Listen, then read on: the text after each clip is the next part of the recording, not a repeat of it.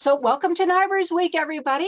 I'm Susan Howley. I am a project director at the Justice Research and Statistics Association, and we are so glad to have all of you join us.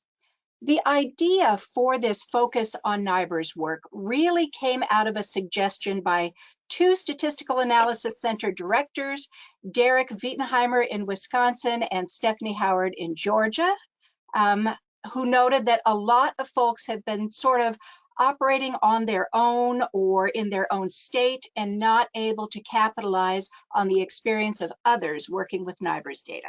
But we also realize that we've all been missing out on some of the learning and the thinking that's taken place at the national level with broader efforts to work with NIBRS data. So this week, Erica Smith and Kim Martin at BJS and Marcus Brzozowski at RTI, and then on Thursday, Alexia Cooper at BJS will be sharing what they're learning and some of the insights that they're developing and promoting a discussion with this group. Since we have a fair number of people on this meeting, for bandwidth and attention purposes, I will ask you to please keep your cameras off and your microphone muted unless I've lost my place in my okay, also please make sure to make use of the chat function to ask questions or offer comments at any time. If you look up at the top, you'll see this little cartoon type bubble. That's the chat. Click on it and you can enter your questions. You are also welcome to ask your questions out loud. Just type into chat, "I have a question," and we will call on you. Then you turn off your camera and unmute at that time. So one more thing before we get started. Let's add to the networking feel of this gathering and update our names to show where we are. So, you know, either your state abbreviation or your organization name if you're someone at the national level like me. So if you look at your box with your initials, put your cursor on your box and three little dots will pop up in the upper right corner of that box. If you click on that, you get an option to edit your name and email. So I'm going to model and I'm going to add JRSA after my name. And even though it doesn't show up on these little boxes, it will show up if you look at participants. And that way we'll know who all is here. All right, great. So with that, I'm going to take myself off camera and off mic and turn things over to the team.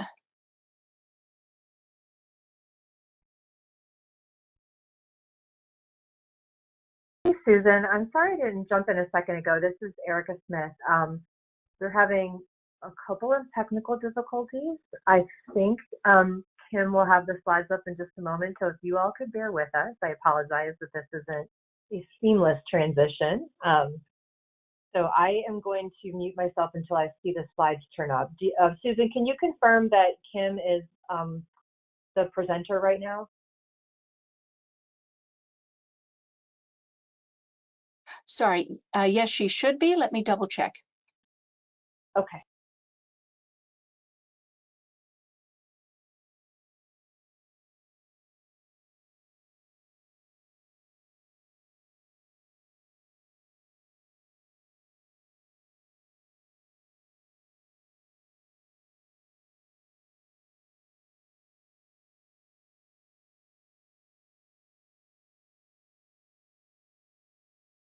All right, that's great, Kim. We can see your screen. Just go to slideshow view. Perfect.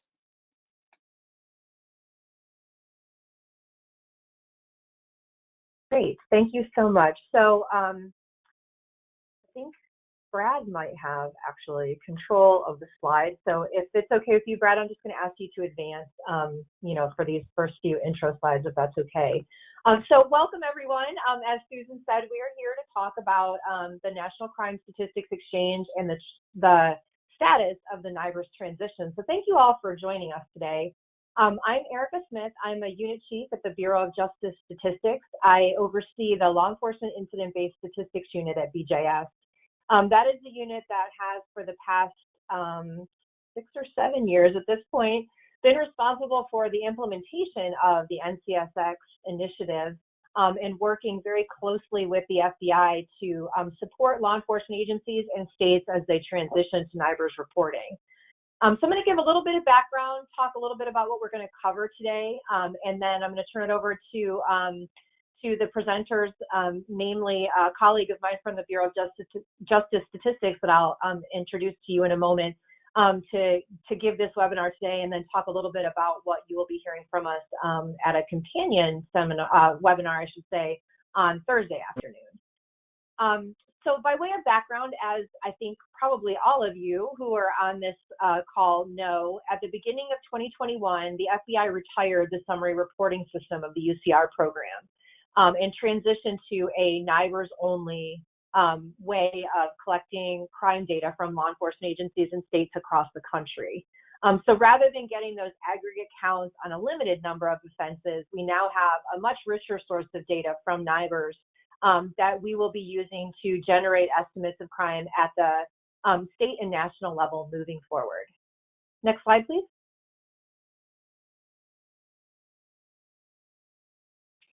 So when we began the effort with the NCSX initiative, it was to support agencies and states transitioning to NIBRS reporting. And we had two primary purposes with the funding that we provided out for this particular effort. The first was to support state UCR programs and a subset of agencies that we selected specifically to enable the generation of national estimates based on less than a full census of agencies reporting.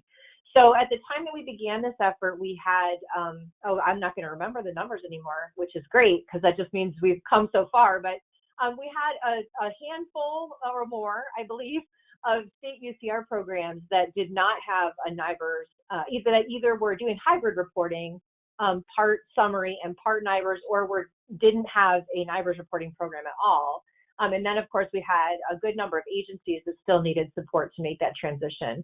And then the second component of NCSX was to develop all of the methods and procedures by which we could actually generate these representative national, state, and regional estimates of crime.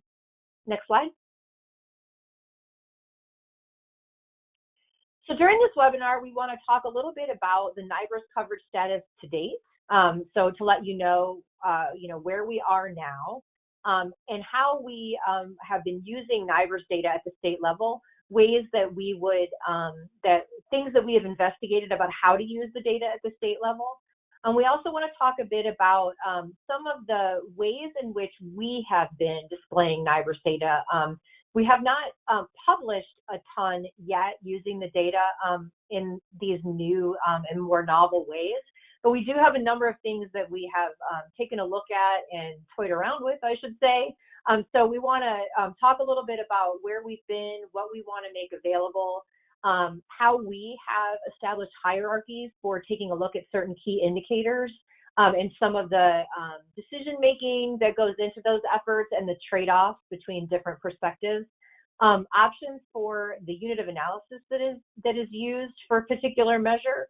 NIBRS has the unique capability of you can calculate certain indicators at different units of analysis, and there are different reasons why we have done that and reasons why you might want to as well.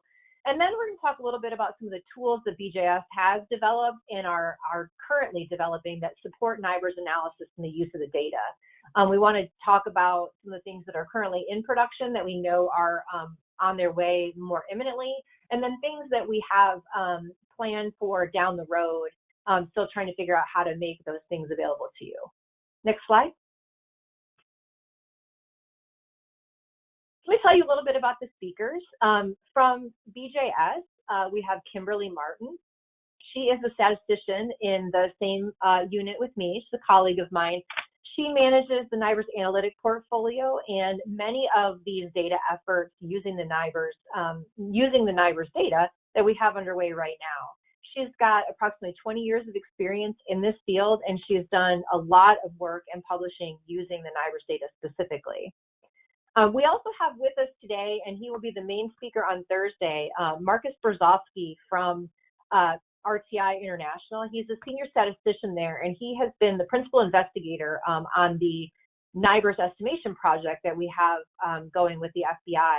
He's also got over 20 years of experience working with and implementing surveys and related studies. He's done a lot of work with us on this particular project and many other BJS projects at this point. And if there are any questions about some of the data quality that has come, some of the data quality investigations and work that have come out of the estimation project, Marcus is on the line and can maybe help out with some of those responses as well. It looks like we've lost the slideshow view. Is it possible to go back to that? There we go. And then next slide, please. And just a couple of housekeeping things before I turn this over to Kim. The webinar is scheduled for 90 minutes. So we will offer the opportunity for breaks for questions and answers. We are going to ask that if you have some questions that you would like to log at the time, you know, like as they come into your head, please go ahead and use the chat function. If there are things that can be responded to along the way, I will be monitoring that and will do my best to respond to questions as I can. If others are here and they're able to do that as well, that would be great. And in terms of other questions, I think will pause at various points in time to see if there are any questions. But other than that, we've saved plenty of time at the end to have a good open discussion with the folks who are on the line. So with that, I'm going to turn this over to Kim to, I think, right? I know we were having some technical difficulties. Hey, Erica, it's Kim. I'm here. Can you hear me okay? Yes, we can. Is it good to turn it over to you, or do you want me to keep going? I think I can go ahead and take it from here. Thank you. I appreciate it. And let me know if any of the other issues that you're having come back and I can hop on for you. Right now, the slides are not advancing, but we're working on it. Okay. I just wanted to give a brief thank you for that lovely introduction. My name is Kimberly Martin. I'm a statistician at the Bureau of Justice Statistics. I'm going to talk a little bit about today some of the things Erica's already mentioned. I'm just going to touch briefly on NIBRS coverage status because there's quite a bit of information on NIBRS coverage that's going to be presented on Thursday. So I'm going to talk a little bit about coverage and how it sort of bubbles up from the local level up to the federal level and the implications of that for data quality, patterns of missing data especially, and some lessons from kind of out in the field with BJS right now, things that we're seeing. And I think those are good topics for us to talk about as we start talking about data quality and coverage with NIBRS and different ways that we can use the data. I shamelessly stole this slide from Marcus Brzezowski at RTI. It's a good snapshot of coverage and how it's changed from 2018 to 2020. Right now, we're doing an assessment of how many states we can sort of treat as, quote unquote, full reporter states in the NIBRS data for 2020. And we're finally over that sort of 20 state threshold that we've been kind of eager for. It's actually, inching towards 25. But as you can see, we went from about 43% coverage up to 57% in 2 years. It's pretty good, right? But a lot of those states are now considered what we call full reporter states. So what I wanted to talk about, it looks like one of my slides is actually not showing up. It looks like it's animated and there's an issue with it, so I apologize. Part of it is not showing up. But this map gives you a good sense of where we are in terms of coverage. Some of the states that we had hoped would be further along that full reporter status, which at BJS we're treating as informally 90% or more of the population of that state covered by a NIBRS submitting agency. And so we've increased that count of states quite a bit in the last couple of years, and now we're close to about 25. And that table that shows that is supposed to show up right there. I apologize. So we've made a good bit of progress, but there are still issues with unit non-response and specifically item non-response, even with agencies that are reporting that are still problematic and posing challenges for those of us who want to use the NIBRS data. So what I want to talk about, as a way to contextualize the conversation is that the way these data are collected matters, and the transition matters. So what value does NIBRS add to our understanding of crime and victimization? And that's really what this slide is intended to do. And these 3 points, I know that we all, I think we all appreciate them, but the reason I really wanted to hit these home, at the top of the talk is that I'm going to touch on each of these before we're done today. Why, the importance of NIBRS for understanding community and geographic differences in crime and victimization patterns and levels, and how we can take that geographically much more granular data with NIBRS and use it both at the national level or at the local level and link it to census and public health data. And I'm going to talk about in just a minute one exciting way that we can do that now in a way that's much more timely and hopefully helpful for some of the audience members on this talk who might be in states that I know the nation as a whole, but states in particular that have experienced either natural disasters or have been particularly hit hard by the COVID pandemic. I'm going to talk about how the beauty of NIBRS is that it's structured in a way that we can now link crime data to those types of indicators and provide this more complete picture of changes in crime in your state. And then I want to talk about equity and patterns and justice system outputs. NIBRS is really our first chance at having a standardized national data collection system where we don't just look at crimes and incidents and victimizations, we can link those to an outcome, an arrest, a clearance tied to that specific incident. And I'm going to talk about how arrests are one way to look at the data. Clearances are one way to look at the data to understand the crime problem in a particular state. And then I want to talk about variety in offenses and victim types that are in NIBRS and some of the challenges that those can present for us.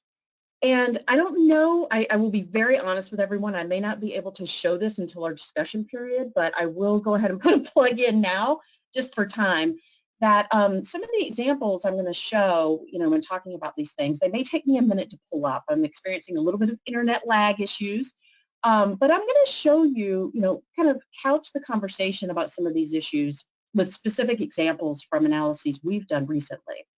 So just recently, we've embarked on some exploratory analyses of robberies using the NIBRS data. And we're now exploring a lot of the different ways in which how you code that victim type, if you want to show robberies of individual victims versus patterns of robberies of commercial victims, they look quite different. And how do you calculate a robbery rate when you're going to include just individuals versus commercial establishments? What is your population going to be? Those are the types of things that we're wrestling with now. We don't pretend to have the answers, but we've got some insights we can share, and we think that that can inform the conversation. And I would say the same thing too in terms of variety of offense and victim types. I think we're going to return to this unit of analysis question. So when we talk about that third prong of this chart, it's really how do we want to define, let's say, something nebulous now with NIBRS with all the different offense types. How do we want to define something like property crime or violent crime or even sexual assault, where there's potentially 4 offenses you could group together to be sexual assault? What does that look like in analyses? What does it look like if we want to look at an incident versus a victimization? And so I'm also going to have something from some firearm analyses that we've done recently that we can look to for some guidance. The point here, though, is that all of these questions get informed by what happens at the local level when an individual police officer enters that data into hopefully an RMS. What we want to talk about is how the data get recorded and the implications of that for the quality of the data. And I'm not going to get too much into the nitty-gritty of the quality just because that is really more going to be under Marcus's purview for Thursday's talk. But the point is just that we've got some lessons in the field that what you see, what bubbles up to the state and the federal level in terms of our statistics, both coverage and quality and completeness, is all driven by what happens at the local level. And I've got one really great example from the field right now. I'm managing a grant. It's an NCSX NIBRS Transition Award for one of the largest Midwestern agencies in a Midwestern state that is certified. They've been collecting incident-based crime data for almost a year and a half now. but they're still not certified. And it is because of one little glitch in their incident-based field reporting form that they have that has led to unknown offenders when in fact the offenders are known. And so it's that one issue in an incident form at a local level for one agency in one state has the capability to basically skew findings for a big chunk of the state because this agency is sort of the gorilla in that state. You know, that's really the point. And this really came to head recently. It's something, I don't have a picture to show you, but that is really what we're talking about here, and item non-response. So I want to go into different ways of using the data and how we've used it at BJS, the state level, and how we've wrestled with some of these questions of how do you create an offense hierarchy? Do you even want one? How do you do offense groupings when you have now over 50 different offense codes in your crime data collection system?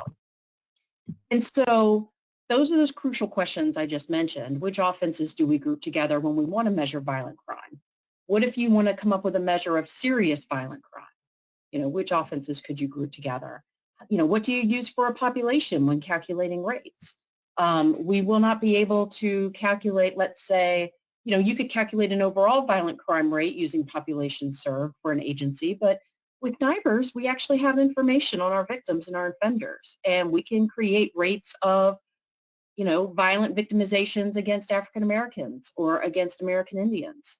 And so those raise questions about, is there a standardized, easy way for folks to go and get those denominators so that they can calculate those rates for their state? And then the third question is there any sort of standardized display, data analysis tool, you know, report style that we could rely on with IBR data? And, you know, the best analogy I can think of is, what can we do to keep from being sort of like cats with laser beams, you know, where it's easier, you know, you've got so much data that you could, you know, potentially show that you want to really kind of hone it down and, you know, what can you show that's really most relevant for your jurisdiction and your state, given all the different measures and indicators you have in NIBRS. And a lot of these questions are driven, before I advance to the next slide, a lot of these questions are driven by a concern that because there are so many different types of crimes measured in NIBRS and, you know, so many different ways you could look at the data, how, you know, do we even have an issue where we don't know how to create a hierarchy because there's just so many incidents where there's multiple offenses happening? That was the first question really we wanted to ask at BJS when we started approaching this. How do we group offenses together? And so what we figured out is, and we did this with 2016 NIBRS data, it was the most recent we had at the time, even though this report was published a couple of years ago. We first took a look at multiple offense incidents. So all incidents in the NIBRS data that have more than one offense. And what we found is that these multiple offense incidents actually provide quite a bit of clues. What we found is that the vast majority of law enforcement agencies in 2016, they really don't report. They report at most 12% of their incidents that they recorded in NIBRS that year had more than one offense.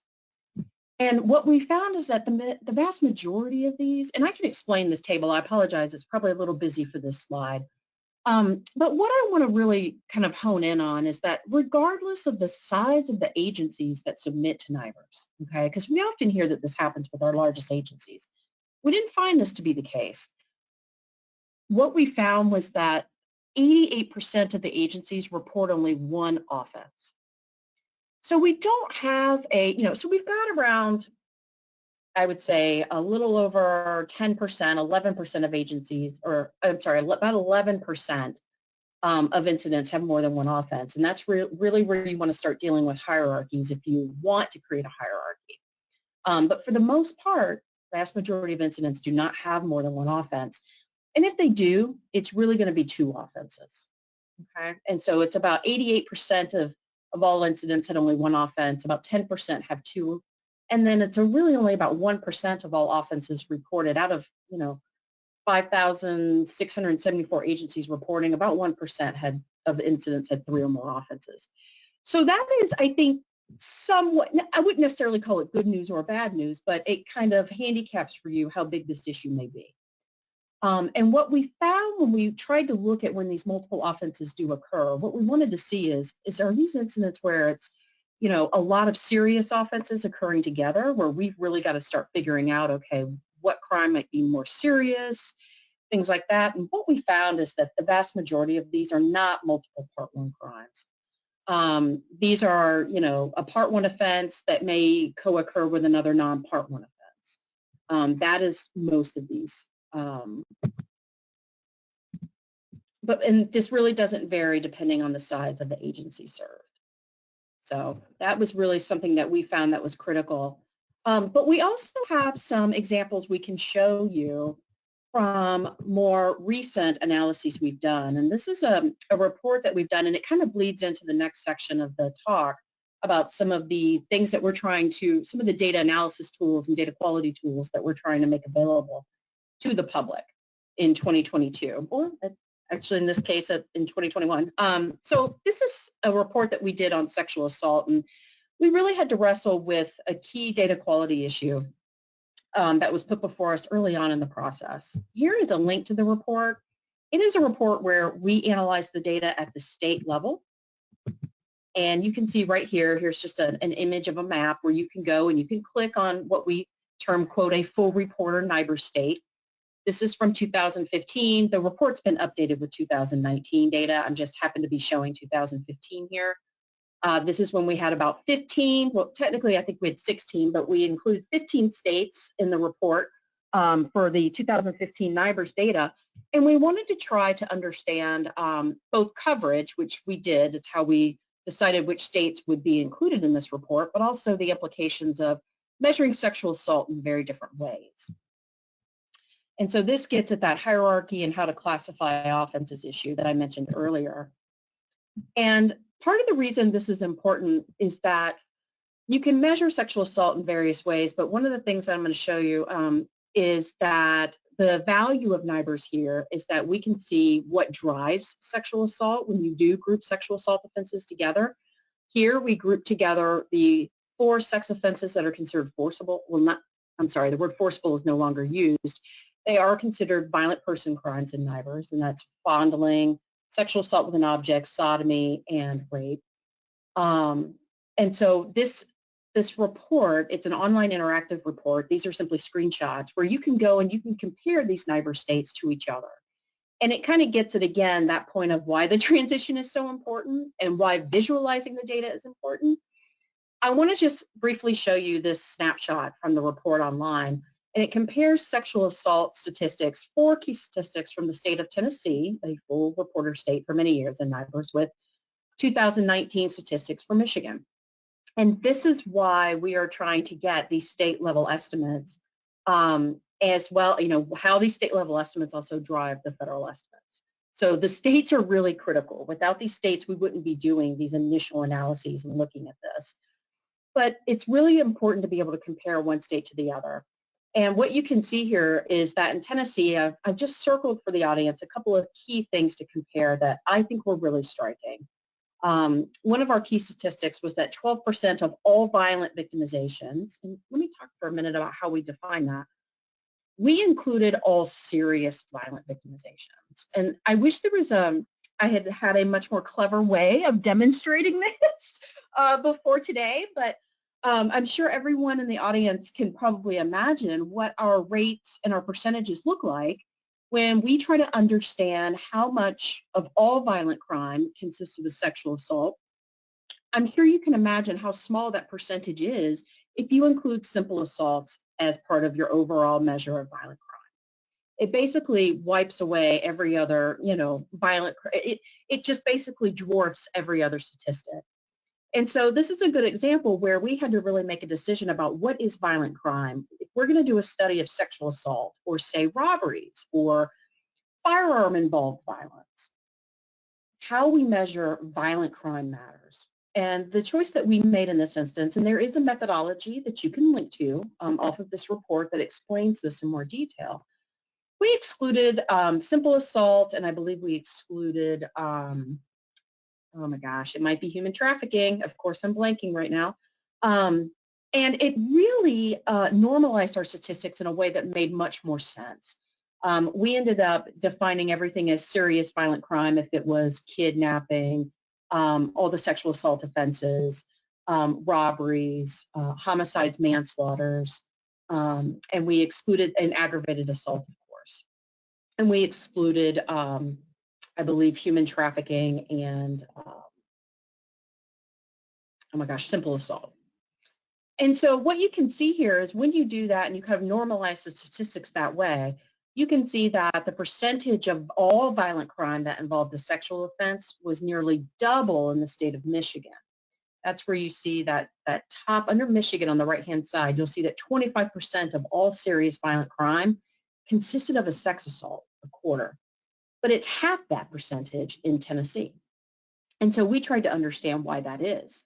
We also found that the rate of sexual assault victimizations in each state was much higher for juveniles in Michigan. It's higher for juveniles everywhere. I want to make that point clear.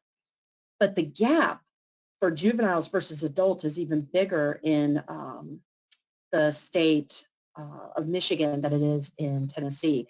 The rate's 4 times higher for juveniles in Tennessee. The rate's about 195 per 100,000 children under age 18. That rate's 4 times higher than it is for adults, but the rate is 7 times higher for kids than it is for adults in Michigan. And then this is another nice way that you can show how the data can be compared across states.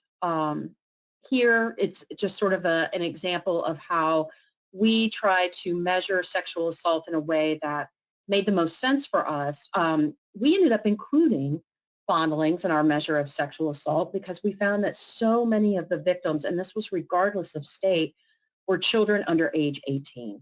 They were far and away 2/3 of victims, if not more, sometimes as much as 3/4 of the victims in every single state. And that helped drive our decision too about, doing analyses of sexual assault and making sure that if we're going to include fondling in our sexual assault statistics, that we make it clear and also show that, that is heavily associated with victim age, and fondling is heavily associated because it's associated with victim age, with victim offender relationship. And if you were to see me click on these little interactive bars underneath each chart, you would see that a lot of these age groups, when you click on 5 to 13, and I would love to do this in real time. I apologize, I'm having serious internet lag issues. So I apologize for not being able to do this interactively with you all. Oh, Susan put the link in the chat. Thank you, Susan. I need a mouse. I can do this interactively. Let me go find the chat. Oh, thank you, Susan. I see the link. Not sure if I'm sharing my screen now. Here is the 2019 data. Oh, you see a little bit of lag, but I think we're hanging in there. But what I wanted to just show you was that if you can come down and look, and I apologize for scrolling very quickly, you'll see here we had to measure non-sexual violent crime and compare it to sexual violence, right? And here's where we did a lot of data quality research to try to, make sure, are we doing a better job of biasing our estimates or creating a false picture of what sexual assault victimization looks like if we include versus exclude fondling. A lot of that went into our decision here on how to define sexual assault and define non-sexual violent crime. These bar charts looked very, very different when we had fondling removed, and this bar chart looked very different when we had simple assault included. In fact, if you remove fondling from this sexual assault bar right here, what happens is you actually get a pretty significant reduction in the percentage that are juveniles, which is, some would argue, probably a misleading picture of sexual assault. So the chart that I was on just a few moments ago showed victim age by offense type and victim offender relationship, this chart right here.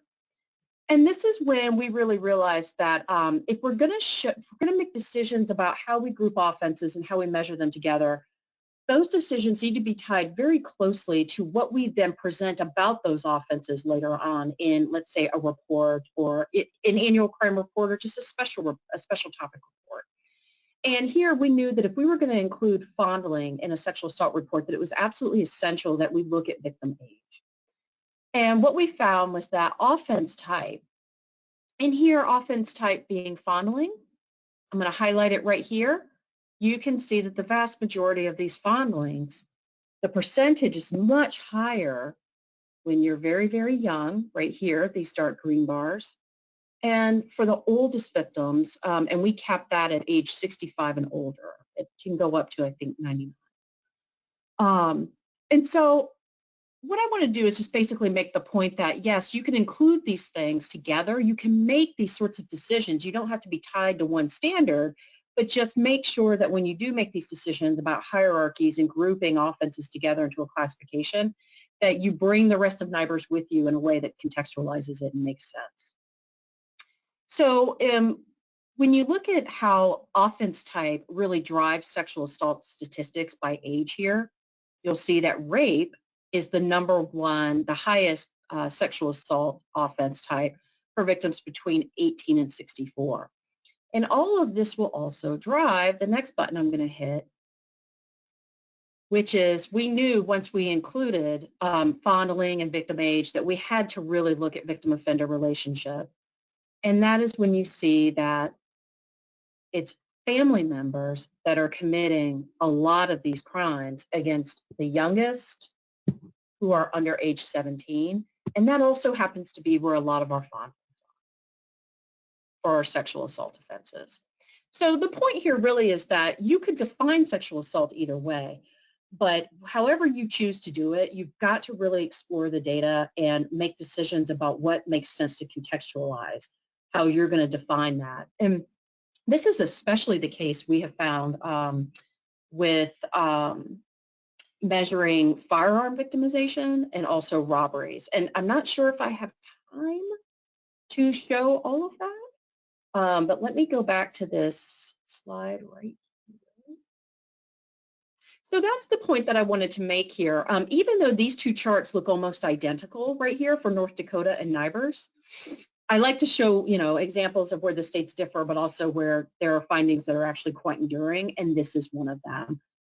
One of the data quality decisions that really drove BJS's decision to go with including fondling and putting a big focus on victim age was that we found that when we grouped, one of the first things we did when we started this report is I said, okay, I'm going to define sexual assault by excluding fondling. I'm just going to have rape, sodomy, and sexual assault with an object, and then I'm going to define sexual assault with sodomy. And what became very clear is that with fondling, and what became clear was that we were just missing such a huge swath of victims when we excluded fondling. So we included it and we contextualized it with victim age and victim offender relationship. And these findings were just so enduring across the states. The vast majority of victims were young. The vast majority of those young victims were victimized through sodomy and fondling, and it was by someone who was a family member, almost all of us. And so that was why we chose to define it the way we did. There are other decisions that we're facing right now with how to define other types of crime, and I can talk about that in just a second. But one thing that I want to say before I leave this topic of sexual assault is that it's not just about looking at the crime data and looking at the victimization data. I think one of the points Erica made early on in her talk, and something that was conveyed to me is something important to touch on, is that so much of what we look at with the NIBRS data, and I would say I'm guilty of this, has been focused on offending, victimization, incidents, crime rates, especially city, state crime rates, county crime rates. We don't necessarily do as much with looking at clearance and arrest. And so the last thing I wanted to touch on with the sexual assault report was that it was really essential for us to look at justice system outputs. So going back to that slide with the 3 prongs of, why does this transition matter? Well, it's not just about crime that gets recorded, it's about the police response to it. And there's some really exciting work going on with NIBRS data in this area. I had a meeting, I know, just yesterday with the state of Wisconsin. They've got an exciting JSAT project, hopefully everyone in the audience has heard of that. It's a joint statistical analysis project with BJS where they're looking at arrest rates in Wisconsin with the NIBRS data. This stuff matters, and one way that I really wanted to kind of emphasize that point is just to show this one slide, and it's from the sex assault report. We were originally not going to show clearance statistics until we saw that one really important key statistic to walk away from when you're looking at sexual assault is just how rarely it gets cleared. And when I say cleared, I mean cleared by arrest. And we haven't really done a full assessment of all of the factors that drive that. It's complicated because it varies so much by state.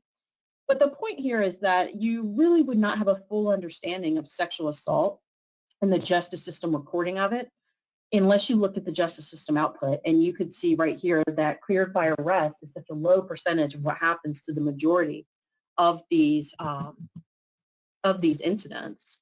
And so I was actually going to go to right down here, just show you interactively. Excuse me. Oh, and this gets at an issue of how to calculate rates that I can talk about in just a moment. So right here, I'm in Virginia still, which I'm picking on just because I live there. And what you can see is that the percentage of sexual assaults that are cleared by arrest, which is this blue bar, is about 18%. Compare that to 53% for murder, 27%, almost 28% for robbery. Usually robbery and sexual assault are both similar in that they tend to be less likely to be cleared by arrest, but that is something that we can now do with the NIBRS data, and we can do it both locally and across states. So I've got a couple of other examples that I can talk about in terms of how we measure robberies and implications for measuring firearm victimization. I am keeping my eye on the clock, and I'm seeing some questions. So actually, oh, I see Ashley. I see someone in the chat now. This would be a good time. I wanted to actually take a break and see if anyone had any questions. I see some that are in the chat.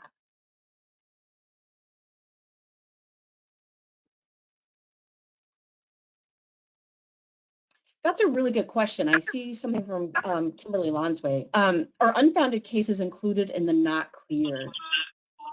In NIBRS, I don't believe we yet have a flag for unfounded cases. I don't think they're included. Erica, is that correct? That's correct. So unfounded cases, I don't know why I'm echoing, so I'm going to attempt to keep going here.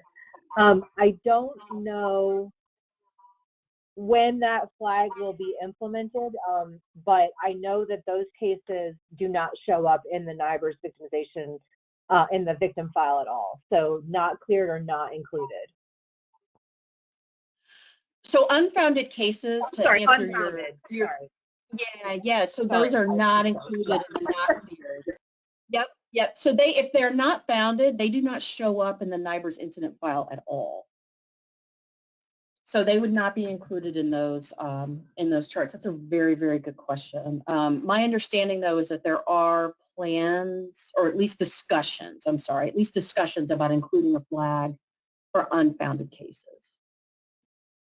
And I like having a conversation about these issues. So, I mean, I'm eager to hear any questions that anyone has. And I've got other examples of data quality, without hitting everyone over the head with it. I mean, we have wrestled with this in a study that we did in the Bakken oil production region of Montana and North Dakota too. One of the biggest issues we had with using the NIBRS data, it was clearly important that we had the data. We were lucky. We had seen a rise in crime in certain counties in natural gas and oil production regions of Montana and North Dakota, otherwise called the Bakken region. And so it was just by happenstance that those happened to be NIBRS states. And so even though they were considered NIBRS full reporter states, we still had immense challenges with item missing data and even unit missing data. Some of these more remote agencies that did not report And we ended up having to implement an imputation strategy for dealing with that. And I mean, that's, you know, something that I can talk about in more depth. I think more the imputation stuff is going to be touched on Thursday. And then we've also got a couple of examples we can go into more depth on, hopefully in about a month or so, as we make some progress on some robbery and firearm victimization reports that we are working on. And I can give you a little bit of a test drive of some of that stuff right here. Let me show you just a couple. I'm keeping my eye on the clock because I want to leave plenty of time for questions, but we've got some additional tools to support these types of conversations and more webinars like this in the future. And just to touch on these briefly, there's a lot that we want to do, but I can really, and I apologize for the mislettering there. It's ACC, it should be ABC. Oh, I apologize for the, I'm going to go into slideshow mode too. I keep going back and forth between the web. So we're in the process of creating, with help from RTI, a NIBRS online college dashboard, much more than a dashboard. It is essentially a data analysis resource tool. And I'm going to give you a little snapshot of that right now. And it's going to incorporate data that I hope will help states and local communities better contextualize their crime and victimization data, which will then also help drive data quality discussions. Online interactive reports, the sexual assault one that I just showed online, that is the first one. Our next two that we are planning, not promising to publish, but planning, that we're working on right now, are on the topics of robbery, and we are including both businesses and individual victims. My hope is that we can have a spin-off data quality study where we look at different methods for calculating crime rates, robbery rates specifically, when the victim is a commercial establishment or a business versus an individual, and how different counting rules for that. And then we also have a print report that we are working on, and hope that it could be expanded into an online interactive report that really is going to touch on these issues, I think. And it looks at firearm-involved violent victimization. And where we have really wrestled there is with how to measure firearm violence. And, you know, obviously there are certain types of violent crime that, you know, you cannot have a gun involved in. So that drove part of that discussion, but there's still some interesting things that I think that we could share with the group once those pieces are published that could speak to some of these questions. So we're going to have 2 online interactive reports on deck for 2022. We really hope to publish this dashboard I'm about to show you with some interesting data quality tools that I think will help. And then we are going to start releasing again NIBRS extract files. For any of the states who have relied on those extract files, they're typically published at ICPSR at the University of Michigan. We've got other outlets, though, where we can release those extract files, specifically the dashboard I'm about to give you a brief snapshot of. And eventually, we would like to enter into, either through ourselves or in partnership maybe with JRSA, be able to release at least some guidelines. I went and I looked at the survey results for the registrants before this webinar, and I noticed that the modal response was SPSS, STATA, R code. We would like to be able to put out syntax that users can use at least as a guidepost. You know, it might not be completely debugged, but some sort of guidepost for how to calculate crime rates, how to aggregate crime types in certain ways. And so that is on deck eventually. There is a question that I see in the chat. I see, I'm sorry, somebody's pointing out a question to me. Kim, is the clearance graph you're on, is the incident was cleared at some point ever in the future? Or is the total incidents compared to total? Hey, Ashley, can you ask your question? I'm sorry, I'm trying to read it, but it would probably be easier if you just asked. I'm sorry, I'm squinting at the screen. Sure. Can you hear me okay? I can. Okay, thanks. And I'll scroll back to the clearance graph. Yeah, I think Erica might have already answered this in the chat, but I was curious about Is this, so the title is for 2019, so is this offenses that happened in 2019 that were ever cleared, or offenses that were cleared in 2019? These are incidents in 2019 that were cleared. Ever.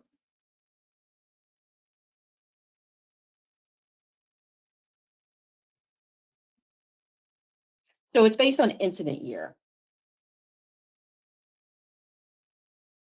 Does that answer your question? Yes, thank you. Yes, thank you. You're welcome. You're welcome. Yeah, that's a good question. And obviously, I mean, these things do get updated, so that's a good point. There could be incidents that occurred in November, December that get cleared the next year. That is always a possibility, yes. So the extract files, syntax packagers, online interactive reports where you can download CSVs, read our methodology, and then obviously the dashboard. And then we also have technical assistance products that I can talk about whether or not NIBRS will increase your crime statistics, and other things. Hold on here. I've got a little bit of a lag problem. I apologize. I am going to go into the data dashboard now to talk a little bit about how we're leveraging that for data quality, just so that I know we have enough time for questions and answers. So in the data dashboard, it is currently still under development. Our goal would be to release it, we hope, fingers crossed, late this spring.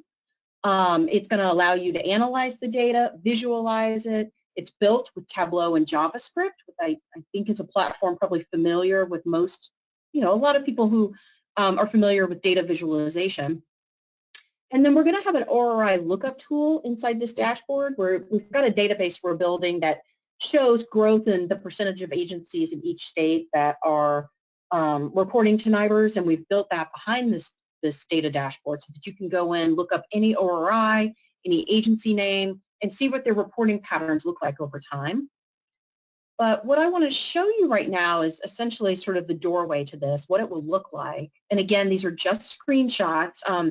This tool is a bit of a beast. I will not kid you. The vast majority of our efforts here, no joke, I thought it was going to be on data quality decision making, and certainly that is a cornerstone, obviously, of what we're doing. But I think it has to be said that the biggest challenge is just finding a tool that can handle the ingestion of all these NIBRS data and do it in a way where it's really performant and you're able to do these things quickly. That's really one of the biggest challenges, quite honestly.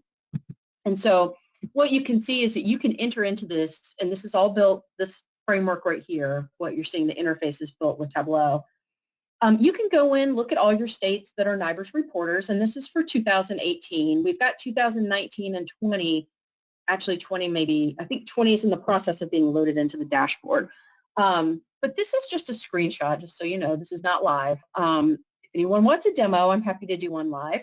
But this shows you what coverage looks like. So here's our population coverage over here by state. And you can even click on this button right here for major reporting agencies, and it's going to drill you down to the 72 largest agencies in the United States, or certainty agencies as we refer to them in NCSX, so that you can immediately go and look at crime in the largest jurisdictions in the US. And that's what this will look like. And you'll see that there are all these columns up here where we have really wrestled with these questions. How do you calculate rates for individual victims, commercial victims, the clearance and arrest just an output issue? And then you're going to see towards the end here that we can also drill down. And again, I'm picking on Virginia. I'm sorry, Virginia.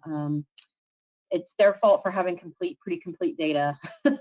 But you can see that we can drill down to the county level here.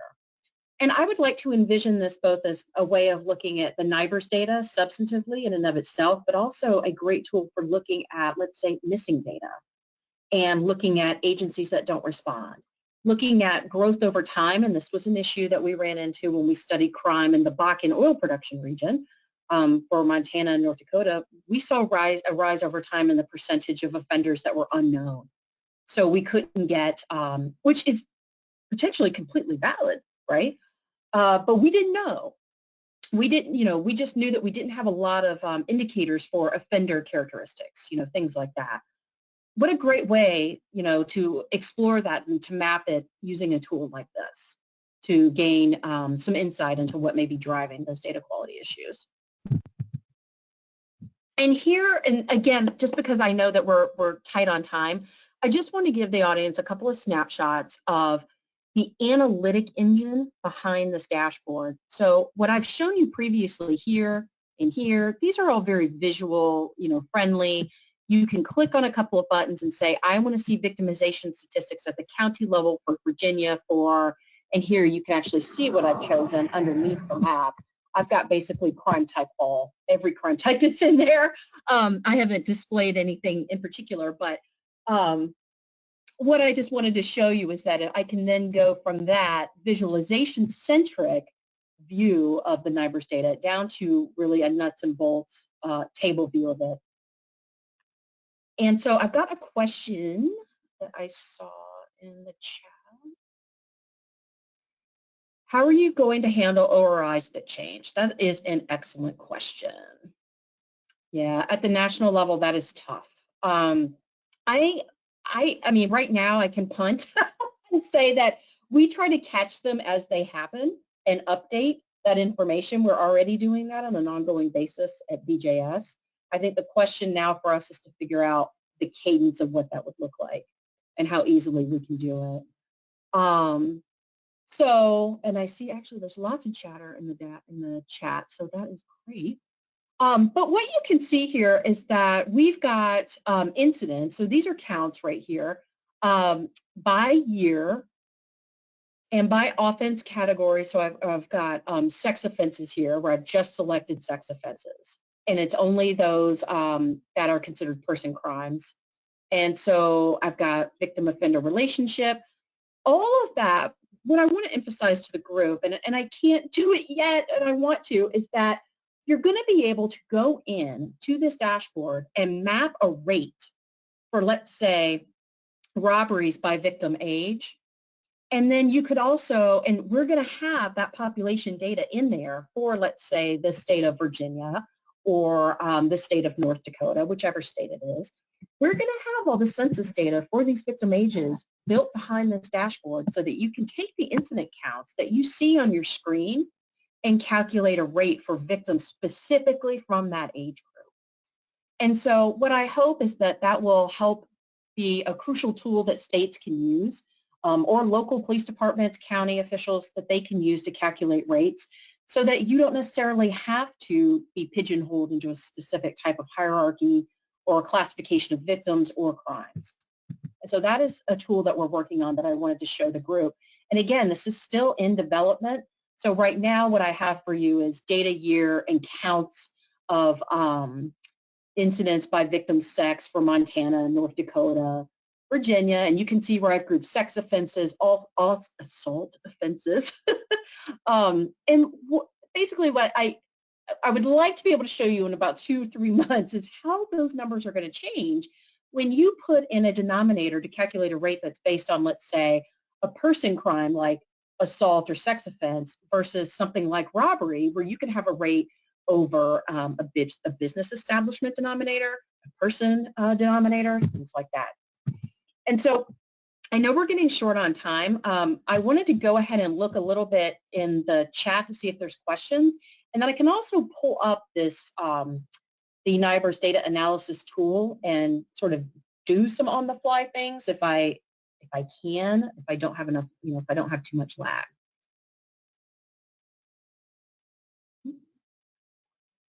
Oh, I have a question. Okay, this is from Derek in Wisconsin. Are the data populating these dashboards coming directly from the FBI, or will you be using NIBRS extracts from the CDE? That is an excellent question. Thank you, Derek. We have a specific pipeline in place where we are taking, we're ingesting data. RTI actually is ingesting data from the FBI.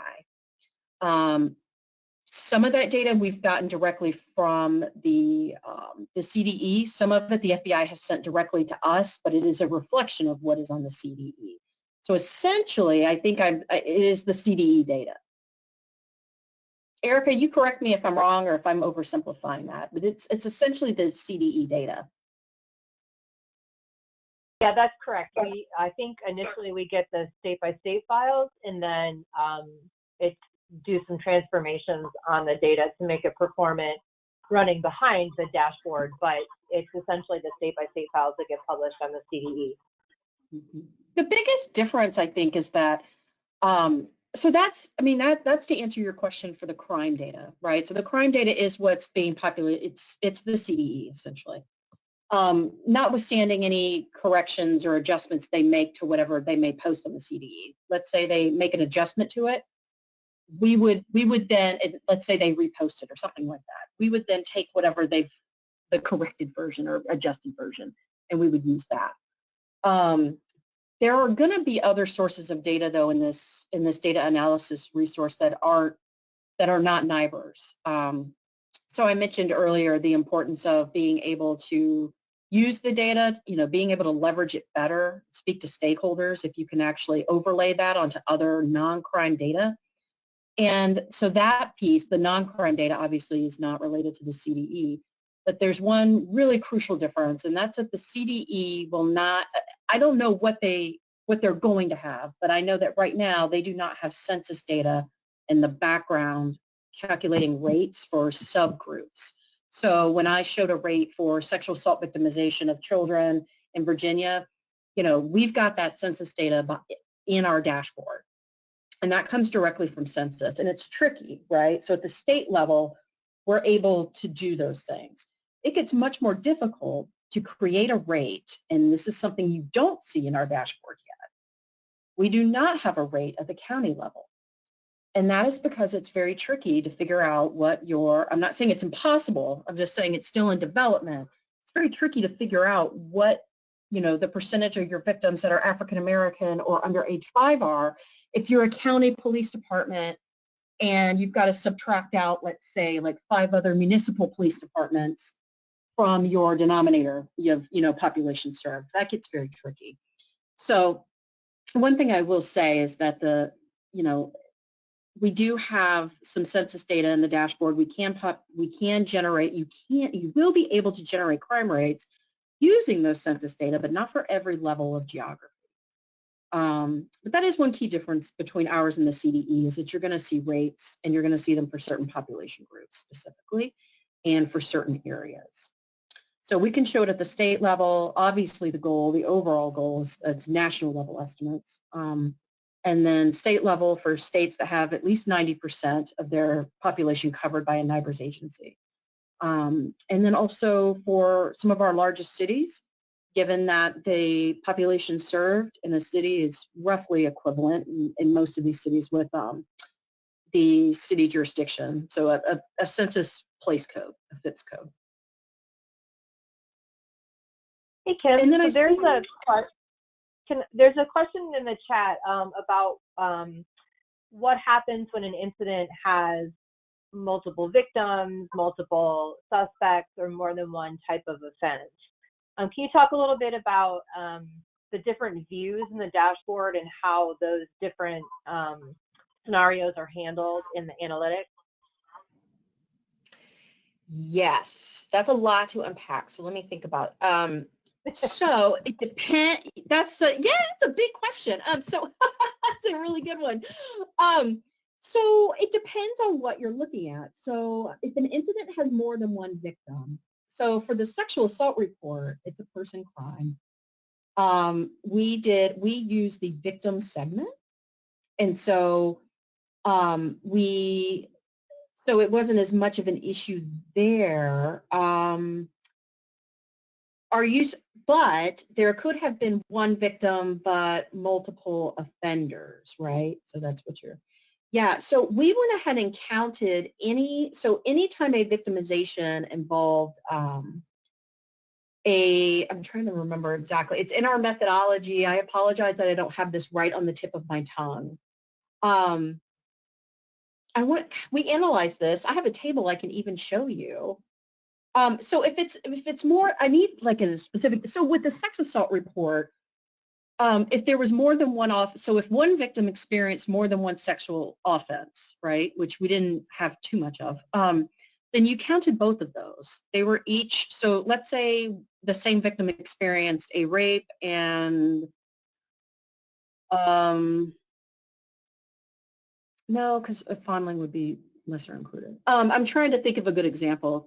Like, Michelle, if you have, I see Michelle back and Chris had a similar question. I feel like I need like something, like an example to go off of. So let's say a victim of sexual assault had 2 offenders and one was a family member and one was an acquaintance. We would count both we would include that there was a victimization of an acquaintance and a victimization committed by a family member in that chart. Does that answer your question? I feel like I'm not answering. This is Erica. I think I'll add in here that it's and Chris, I think your follow-up here is actually the heart of the issue.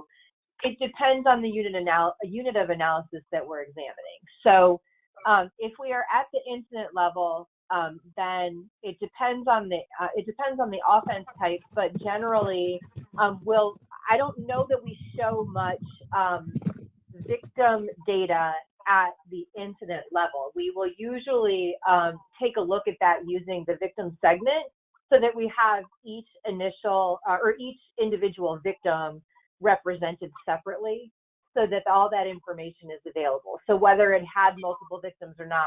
On the offender side, we haven't done as much with the suspect/offender files in terms of trying to, given that there's I don't want to say missing data necessarily, but just less complete information on the offender.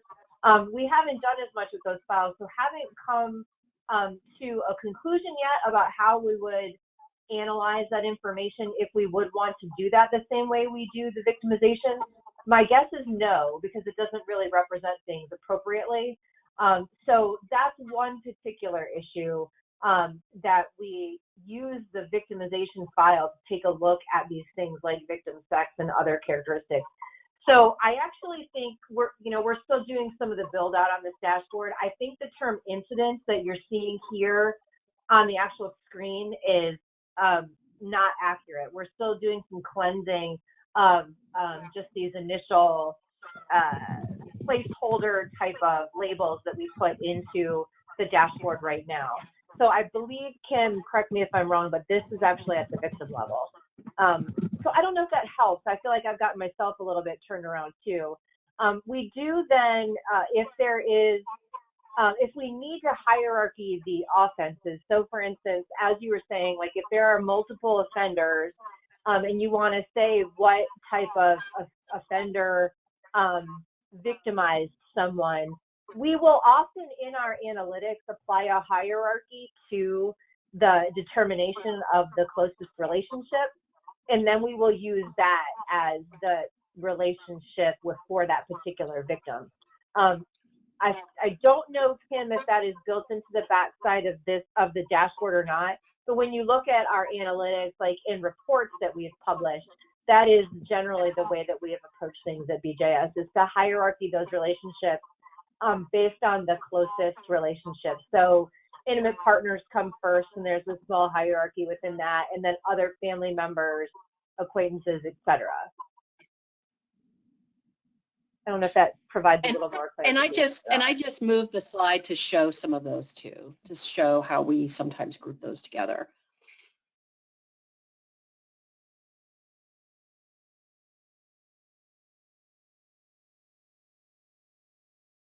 Were there any other questions? There was another question in here too, Kim, and I don't actually know.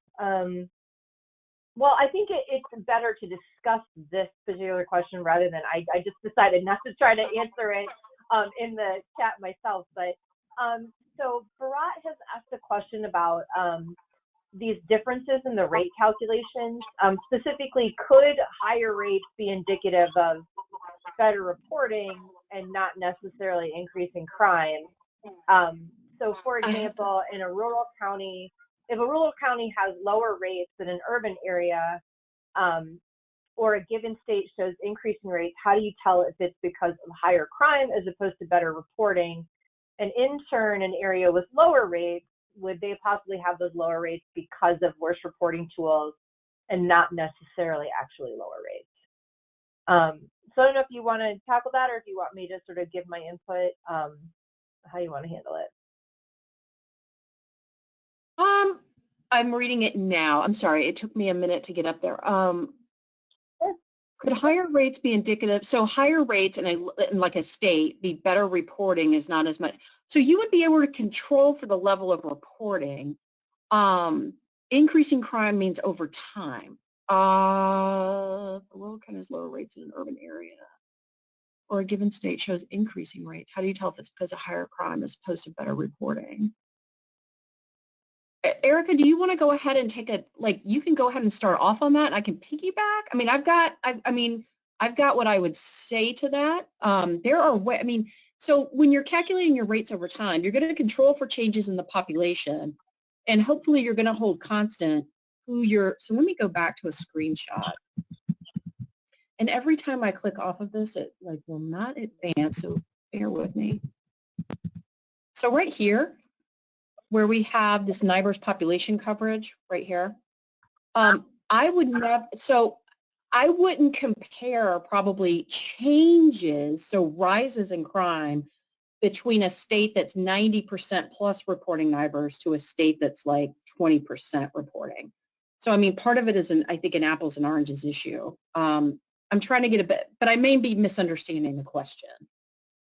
I think that part of the struggle with that we're going to face moving forward is exactly related to this issue of reporting. So for the states that we have in, say, the sexual assault, the online sexual assault report that Kim demoed earlier, it's not really going to be as much of an issue because those are states that are currently classified as a full NIBRS reporter.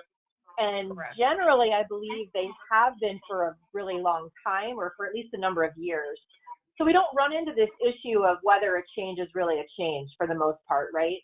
But it is true that, as you know, now that we're post January 2021 and more agencies are coming on board, we are going to have to account for those changes in some form or fashion. So part of what we're working on through the estimation project, and we'll talk a bit more about this at the session on Thursday, one of the things that we're taking a look at is how do we actually calculate a state rate for those states where the generation of a state rate can be supported with the amount of data that is being reported across, by all the agencies in that state. So like I said, state a lot of times right there. So we are looking to see how can we generate that state-based rate, population-based rate, so that we can have some kind of control on whether it is changing or not. But there are going to be states where those numbers are going to be subject to much more error around the estimate, and we're going to have to really find a good way to communicate that information out. So it's something that we're working very closely with the FBI on right now in terms of how to message out what these numbers are actually going to mean when we put out the first set of estimates later on this year. And then also taking a look and saying, okay, well, we have to put caution around some of these numbers and a comparison and tell people it's not just to compare, don't compare data, but it's that this is essentially a break-in series in terms of comparing a 2021 number back to a 2020 summary-based number. And so it's going to be a bit of a challenge. I mean, I'd be curious moving forward if we, one of the better things to do would be to get input from the states that have dealt with this in the past, and maybe there's some messaging that we could learn from as we try to put this strategy together. I was just about to say that, actually, Erica. This is Kim. Barat, if I can get your email address, I can send you. We dealt with exactly what you asked with this Bakken oil production study, where we use NIBRS at the county level and the region level and the state level across North Dakota, South Dakota, and Montana. We had all these rural areas where we were seeing rises in crime rates, and we were like, well, is this because like suddenly they've hired more police? Is this because they've got an influx of population? And we had to wrestle with all those issues. And it was difficult because for a lot of those more remote areas where we heard that there were rises in crime and disorder, we just didn't know because some of them didn't fully report. And so that's when we had to develop, really for the first time, a real imputation strategy using the NIBRS data. And I will send that report to you. We did a report and we talked, I mean, only if you want it, of course, but that's really where the discussion is, where we wrestled with this, and is specifically with this rural, like lower population versus reporting kind of conundrum. And it's funny, everybody talks about how crime exploded in the Bakken region, and we did see it. We did find once we developed, and I say we collectively, there's a person at RTI, Dan Lau, who helped develop an imputation strategy for using the NIBRS data in these 3 states. And we did it over time from 2012 to, I think, to 2017, or no, it might have been 2008 to 2012. It was over several years. And so we had to deal with this issue of change in rates too. And once you really accounted for the fact that a lot of them didn't report a lot to begin with, what we really found was that yes, rates did go up, but it didn't make the Bakken oil production region this bevy of, criminal activity. It made it more like the areas around it. And so that question you just asked is a crucial one. It really is. And so I will gladly share that report with you. But there was a way to account for that in the imputation procedure. And we made sure to also sort of map for the audience in that report just how much data was missing in these supposedly full reporter states. And I think it also, that study, Erica, I mean, it's a good example of how at the federal level, we had to go to the states. I really knew nothing. I really didn't. You don't know what's going on the ground. I knew NIBRS, but I didn't know about the data in those states. And so I had to rely on the UCR program managers for South Dakota, especially North Dakota and Montana. They were very kind to us. They gave us all of the sort of local, intel on the ground type stuff we needed to figure out if we were truly, if what we were seeing was really substantive versus a methodological artifact. I love your question, Bharat. Thank you. And one of the things that's coming up in the chat right now too is specific to this idea of standards, and I think it's come up several times. Derek and others have mentioned it. One of the items that we haven't, I know we're running low on time for the total webinar, so I'm going to kind of just jump in on this, Kim, and say that one of the things that we want to make available as we move forward over time and are still attempting to figure out how to do that is the syntax that we use for various measures for both reports and other indicators, like things that we make available through the dashboard. We want to be able to make very plain and transparent the methodology that we're using. So if we calculate a hierarchy a particular way in one report versus a different way in another report, not only are we going to state that in our methodology, but we would love to be able to make the syntax that we use to calculate that available, or the code, depending on what platform we use to generate the analysis. But we want to be able to do that so folks have a sense of what we're trying to do. There are good reasons to deviate from a standard sometimes, right? So we want to be able to be very plain and transparent about that. One of the ways that Kim has structured this dashboard is to have these various places to go to find different pieces of information. So you should be able to have some of these canned reports. There will eventually, we hope, be a place where this syntax repository lives. And what I would like to do is be able to share that syntax also with JRSA so that they can post that on their new platform as well. So I think in that sense, we want to be part of that conversation and facilitate it. If in no other way that we can help it would be to at least say, this is what we've done, pick it apart. If you disagree with it, let us know, finding a way to have that kind of feedback loop and conversation in an ongoing way. So we're constantly refining and improving and learning from each other, which would be great.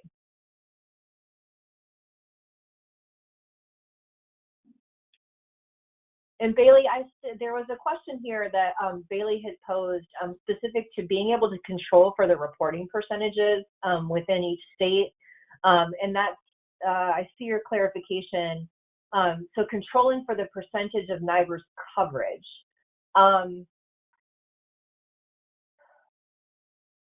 I'll be honest, I don't 100% know how to answer that question in terms of what we have figured out in terms of controlling for that. So again, some of the estimation code that we're implementing at the state level will account for that coverage. And depending on how many agencies are reporting, we're going to have larger standard errors around those estimates and that kind of thing.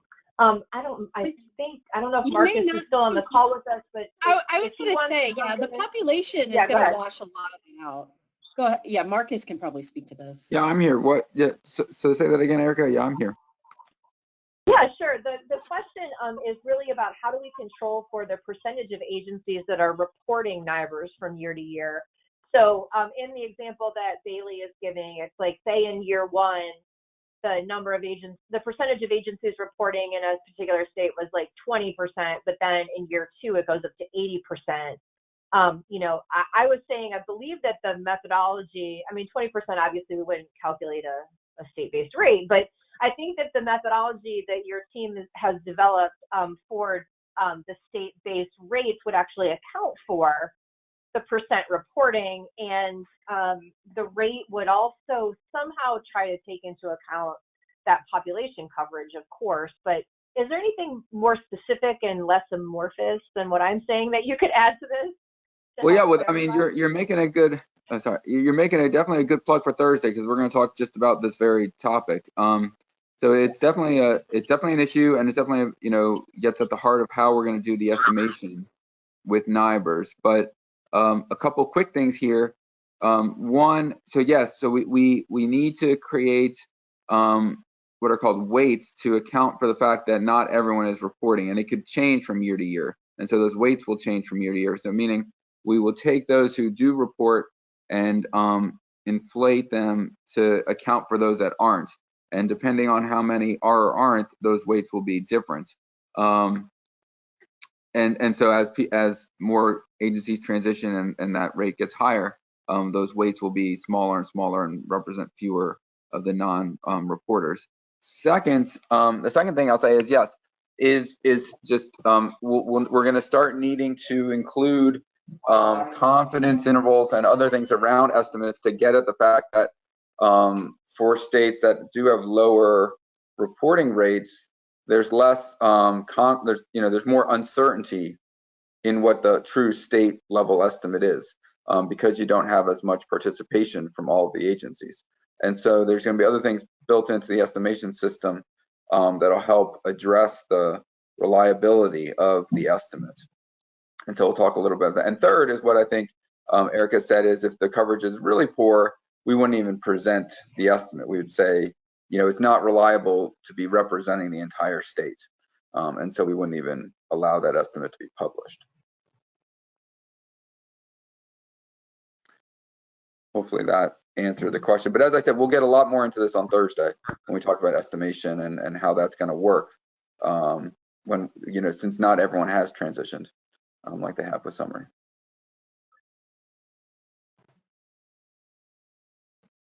And I know we're getting down to just the last few minutes that we have allotted for this discussion.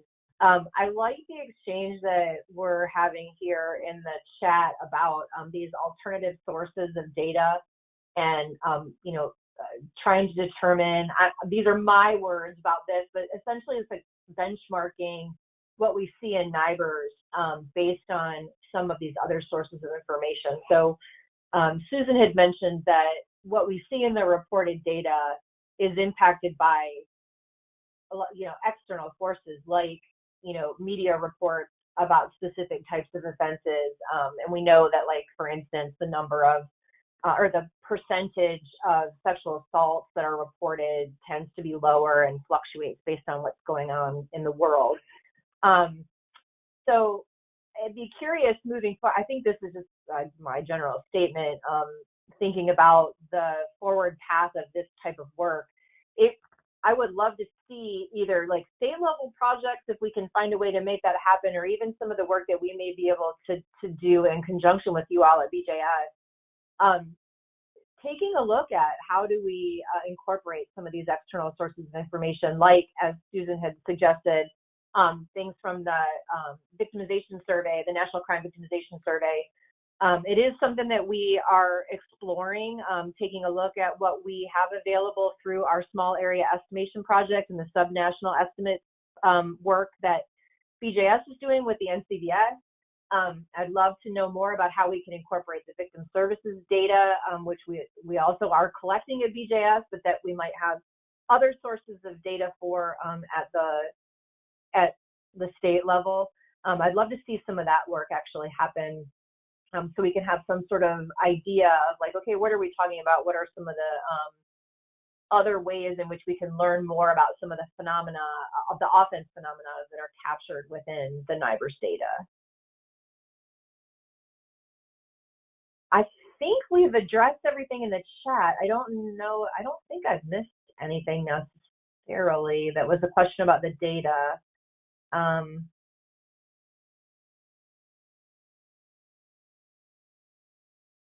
Does anyone have any other additional questions or comments, things that you might want to follow up on, etc.? Feel free to just unmute yourself and ask here at the end here of the presentation.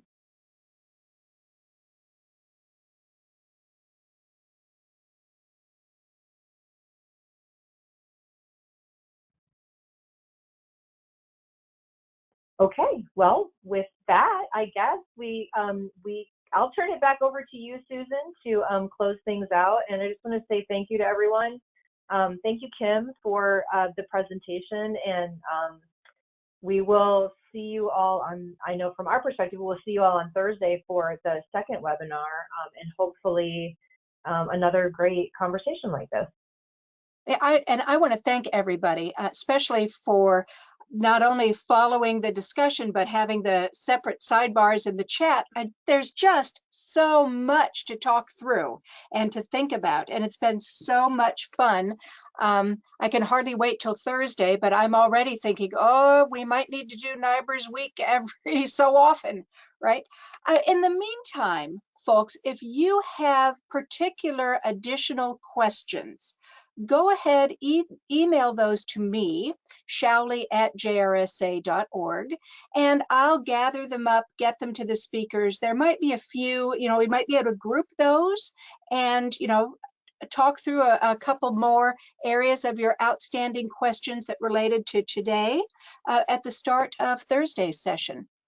I know we have a lot to cover Thursday, so I don't really want to cut into that either, but I also do want to keep this conversation going. All right, and I'm not seeing any other new questions, so I think I will thank our presenters, and I'll see everyone back here on Thursday. Thank you all. Have a good day. Goodbye. Thank you, everyone. Goodbye.